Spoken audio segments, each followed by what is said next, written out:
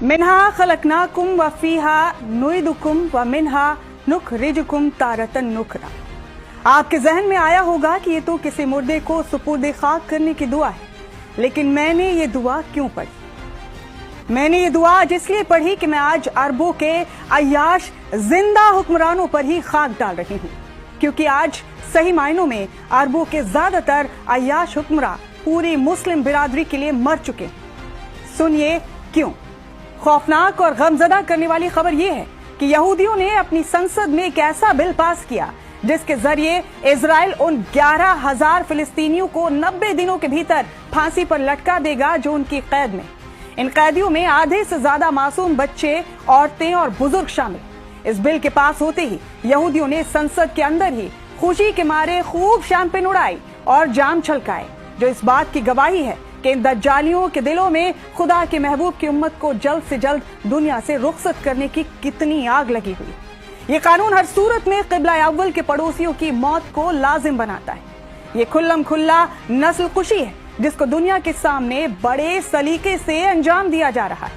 मुझे शिकायत यहूदियों से बिल्कुल नहीं, वो तो वही कर रहे हैं जो उनकी नस्ल है। मैं तो खाक डाल रही हूँ उन अरब ममालिक के अय्याश हुक्मरानों पर जिनके ऊपर पूरी उम्मत मुस्लिमा को फख्र था। ऐ बेगैरतो, खुदा ने तुम्हें इसलिए नवाजा था कि तुम बजाय हक पर रहने वाले अपने भाइयों का साथ देने के अय्याशियों में मुब्तला रहो। अरबों के नामर्द हुक्मरानों, अगर तुम अय्याशी करने के लिए यहूदियों के कोठे पर नहीं जाते और वहां जाकर अपनी रातों को रंगीन करने के लिए जाम नहीं छलकाते, तो आज ये जालिम और बातिल दज्जाली बैतुल मुकद्दस के बाशिंदों की फांसी के बिल पर संसद में जाम नहीं छलका रहे होते।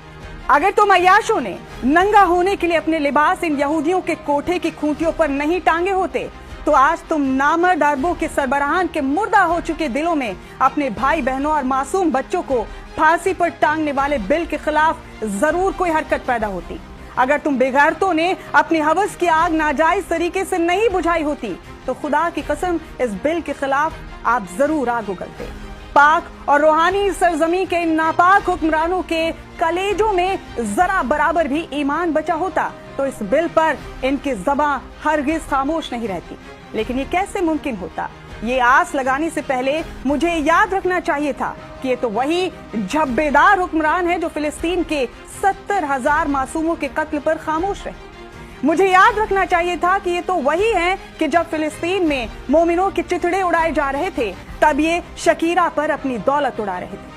मुझे याद रखना चाहिए था कि ये तो वही पत्थर दिल हुक्मरान हैं जिनके दिल में तब भी कोई हरकत नहीं हुई जब गजा के मुर्दे वहां के कुत्तों के निवाले बन रहे थे।